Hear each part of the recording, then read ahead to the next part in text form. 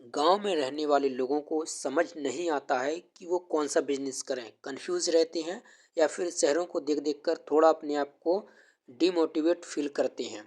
तो मैं आज आपको बताने वाला हूं कि गांव में आप कौन कौन से बिजनेस स्टार्ट कर सकते हैं, वो भी ज़ीरो इन्वेस्टमेंट से, या फिर थोड़ी बहुत लागत लगा के भी कुछ बिजनेस स्टार्ट कर सकते हैं और महीने का अच्छा खासा अर्न कर सकते हैं। तो चलिए जानते हैं। नंबर एक पे आता है कृषि से जुड़े बिजनेस। कृषि से जुड़े बिजनेस कौन कौन से हो सकते हैं? जैसे डेयरी फार्मिंग, जैसे दूध और उनसे बने उत्पाद जैसे घी, पनीर, मक्खन, दही, एक इनकी हमेशा मांग रहती है। दूसरा जो आता है मुर्गी पालन, जैसे पोल्ट्री फार्मिंग। इसमें क्या होती है, अंडे और मांस तो होता है। अंडा, जो मुर्गी होती है वो अंडा देती है और हमें मांस भी देती है। नंबर तीन आता है मशरूम की खेती, जो कम लागत में अच्छा खासा मुनाफा देती है और क्या होती है, छोटे छोटे कमरों में भी की जा सकती है। इसे धूप की भी ज़रूरत नहीं पड़ती है, तो इसके काफ़ी सारे बेनिफिट हैं। जैविक खेती की बात की जाती है, जैसे सब्जियां और फल उगाना, यानी कि आप बागवान लगा सकते हैं फलों का या फिर सब्जियां उगा सकते हैं। नंबर पाँच पे आता है मछली पालन, जैसे तालाब और छोटे जलाशय हैं आपके पास गांव में, तो उनमें आप मछली पालन कर सकते हैं। ये थे कृषि से जुड़े आपके पांच बिजनेस। इसके बाद करते हैं फूड इंडस्ट्री के बारे में, यानी कि जैसे कि खाने पीने वाली चीज़ें। तो इसमें आता है जैसे आटा चक्की। आटा चक्की आपको लगानी है जो कि कम मार्जिन में आ जाती है। इसमें आप क्या क्या कर सकते हैं, गेहूं, चावल और मसाले आदि को पीस सकते हैं, वो भी कम दामों में पीस सकते हैं। इसके और नंबर दो, जैसे पापड़, अचार, जैम का मुरब्बा। अगर कोई आपके घर में बनाना जानता है अचार या जैम या फिर कोई पापड़, तो घर में ये उत्पाद अपने बना सकते हैं और मार्केट प्लेस में जाके बेच सकते हैं। नंबर तीन, दाल। दाल दाल आपको कहीं लेनी नहीं जानी है, आपके घर में खेती होती है या फिर आपके पड़ोस में। आप जानते हैं मूंग, उड़द, चना, अरहर, मसरी, जो भी है सारे कुछ आपके यहाँ होता है। आपको केवल चक्की से उन्हें दड़ना है, यानी कि पीसना है, और दाल में कन्वर्ट करके आपको दाल बना लेना है और इसे भी जाके आप मार्केट में होलसेल में या फिर मार्केट में ले जाकर बेच सकते हैं। अब आता है तीसरे नंबर पे आता है ग्रामीण सेवाएं। ग्रामीण सेवाएं में आपका किराना स्टोर। किराना स्टोर खोल सकते हैं जिसमें आप रोज़मर्रा, यानी कि रोज़मर्रा ज़रूरत का सामान बेच सकते हैं। नंबर दो, और यहाँ पे लिख सकते हैं फर्टिलाइज़र और बीज की दुकान। बीज की दुकान आजकल जानते हैं किसानों को बीज की कितनी ज़रूरत होती है और उसके साथ साथ खाद की भी ज़रूरत पड़ती है। तो खाद और बीज का भंडार आप दुकान खोल सकते हैं गांव में।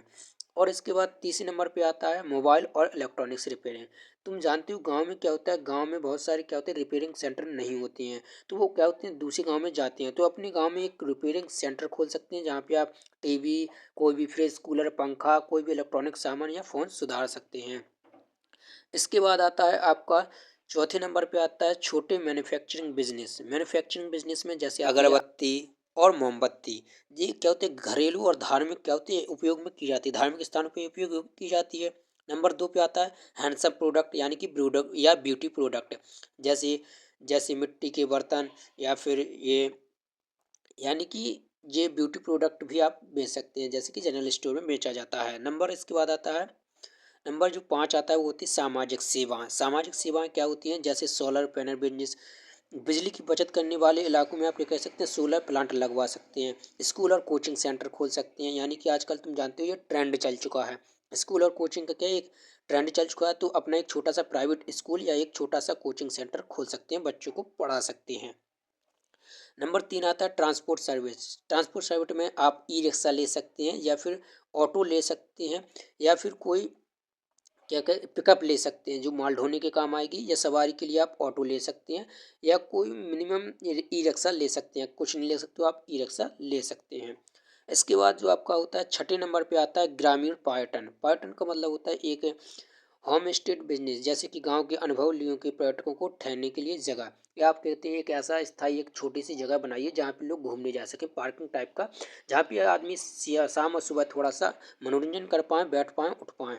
इसके बाद आता है दूसरे पे आता है गाइड सर्विसेज। लोगों को अपने यहाँ पे जो इलाके में संस्कृति है, आपके यहाँ पे कोई पुराना मंदिर है या फिर कोई वहाँ की संस्कृति रही होगी, तो उसके बारे में लोगों को बता सकते हैं, समझा सकते हैं और ट्वीट कर सकते हैं। और लास्ट नंबर पे जो आपका साथ आता है पशुपालन से जुड़े बिजनेस। पशुपालन से बहुत सारे होते हैं, जैसे कि बकरी पालन हो गया, भैंस पालन हो गया, गाय पालन हो गया और भेड़ पालन हो गया। बहुत सारे पालन होते हैं पशुपालन में। और इनसे क्या होता है, दूध भी बनता है, मांस भी मिलता है, मांस भी बनता है और क्या होता है, दूध भी बनता है और दूध से बहुत सारे प्रोडक्ट भी बनते हैं। इसके अलावा शहद उत्पादन भी हो गया, इससे शहद उत्पादन भी कह सकते हैं, ठीक है, शहद भी उत्पाद कह सकते हैं। तो ये थे हमारे ग्रामीण क्षेत्रों में होने वाले बिजनेस जिनको मैंने आपको बताया है। और अगर आपको समझ नहीं आया है तो आप ये वीडियो दूसरी बार भी समझ सकते हैं या देख सकते हैं। और ऐसे ही बिजनेस के बारे में या जानने के लिए हमें सब्सक्राइब कीजिए और फॉलो कीजिए। अगर मैं आपको ग्रामीण से जुड़े सारे बिजनेस बताऊंगा, उनके बारे में समझाऊंगा कैसे